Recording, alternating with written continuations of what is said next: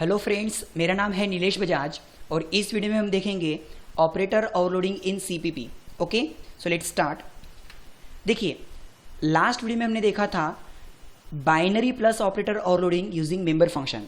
Okay, देखिए last video में हमने क्या किया था, जैसे मेरे पास में यहाँ पर एक क्लास है दैट इज सैम्पल क्लास, और उस क्लास के पास में कौन सा फंक्शन है, डेटा लेने के लिए, यानी कि क्लास का जो डेटा है that is x and y, तो डेटा लेने के लिए एक फंक्शन है और वो डेटा शो करने के लिए एक फंक्शन है।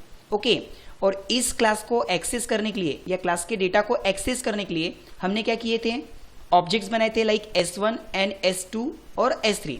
सबसे पहले यहाँ पे S1 क्या कर रहा है, डेटा लेने के लिए एक फंक्शन कॉल कर रहा है ताकि S1 के पास में कौन सा डेटा पहुंच जाए, S1 का X 10 और S1 का Y 20।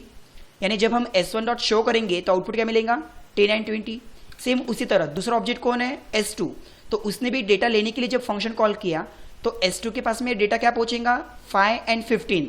दैट इज जैसे ही मैं S2 डॉट शो करूंगा तो मुझे आउटपुट क्या मिलेगा, S2 का X 5 और S2 का Y 15। फिर हमने क्या ट्राई किया कि जिस तरह से मेरे पास में S1 एक ऑब्जेक्ट है, S2 एक ऑब्जेक्ट है, तो इन दोनों ऑब्जेक्ट के ऊपर एडिशन अप्लाई करके आंसर किसको मिलना चाहिए, S3 को। लेकिन आपको भी पता है कि ऑब्जेक्ट का काम सिर्फ और सिर्फ फंक्शन को कॉल करना होता है, और यहां पर हम क्या ट्राई कर रहे थे लास्ट वीडियो में कि मैं दो ऑब्जेक्ट के ऊपर एडिशन यानी कि प्लस ऑपरेटर अप्लाई करूं, और इसीलिए हमने उस प्लस ऑपरेटर का एज अ क्या कंसीडर किया था, फंक्शन। मतलब ऑपरेटर ओवरलोडिंग नाम का जो हमने कंसेप्ट परफॉर्म किया था, binary plus operator overloading. Okay, तो लास्ट वीडियो में हमने क्या किया था कि यदि मुझे दो ऑब्जेक्ट की एडिशन करके उन दोनों का डेटा ऐड करके तीसरे ऑब्जेक्ट को देना है तो हमने उस प्लस ऑपरेटर का एज अ फंक्शन तैयार किया था। और ये फंक्शन हमने कहां तैयार किया था, क्लास के अंदर। किस तरह से कि भाई S1 उसको कॉल कर रहा है, दैट इज ये S1 का डेटा, और S2 हम उसके अंदर एज अ पास कर रहे हैं, ये हो गया S2 का डेटा। इन दोनों की एडिशन करके हम किस में स्टोर कर रहे हैं, एक ऐसे ऑब्जेक्ट में जो रिटर्न आने वाला है किसमें, S3 में। तो हमने क्या कंसिडर किया था कि एक ऑब्जेक्ट कॉल कर रहा है और एक ऑब्जेक्ट को पैरामीटर में पास कर रहे हैं। यदि हम अगर ऐसा कंसीडर करते हैं कि एक ऑब्जेक्ट कॉल कर रहा है, इसका मतलब वो फंक्शन कहां बना, क्लास के अंदर। इसीलिए हमने इसको नाम क्या दिया था, यूजिंग मेंबर फंक्शन।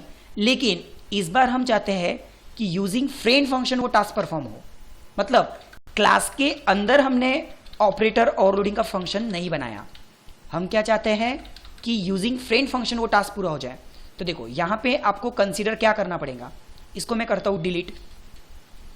यहां पर लिखना तो आपको यही है कि मैं दो ऑब्जेक्ट की एडिशन करके तीसरे ऑब्जेक्ट को डेटा देना चाहता हूं, लेकिन कंसीडर क्या करना है कि S3 को तो आंसर मिल रहा, बट वो जो प्लस नाम का फंक्शन है कि वो अगर क्लास के बाहर का फंक्शन है तो वो खुद ब खुद कॉल हो रहा, लेकिन उसके अंदर मुझे एडिशन किसकी किसकी करना है, S1 और S2 के डेटा की।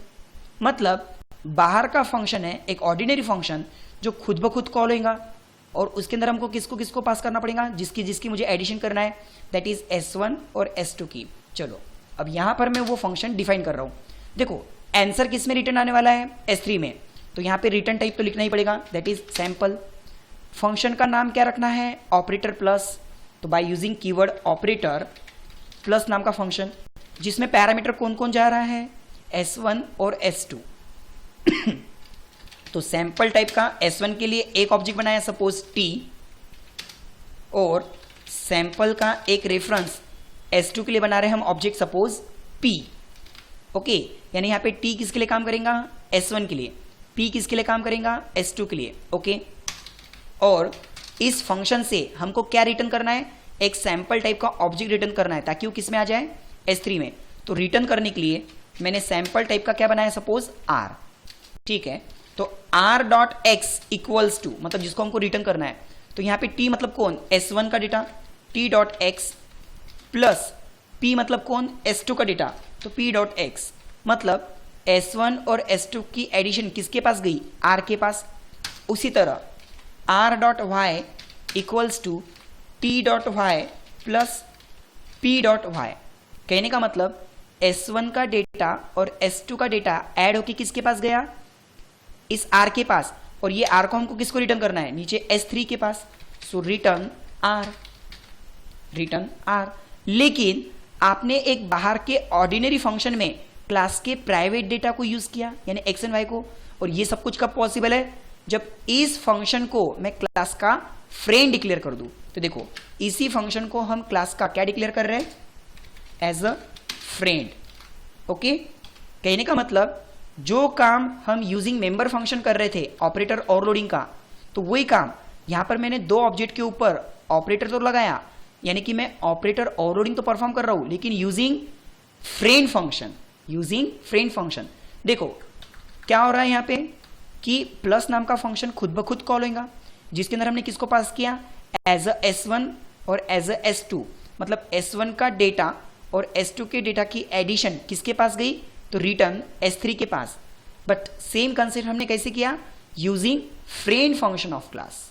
मतलब ये कौन सा टास्क हुआ, operator overloading using friend function of class. Okay, ताकि जब मैं फिर से S3 डॉट शो करूं तो मुझे डेटा क्या मिले, इन दोनों की एडिशंस। मतलब x कितना मिलेगा 15, तो y कितना मिलेगा 35, किसका, S3 का। देखो ओके, सो इस कंसेप्ट को हम नाम क्या दे सकते हैं, binary plus operator overloading using friend function of class.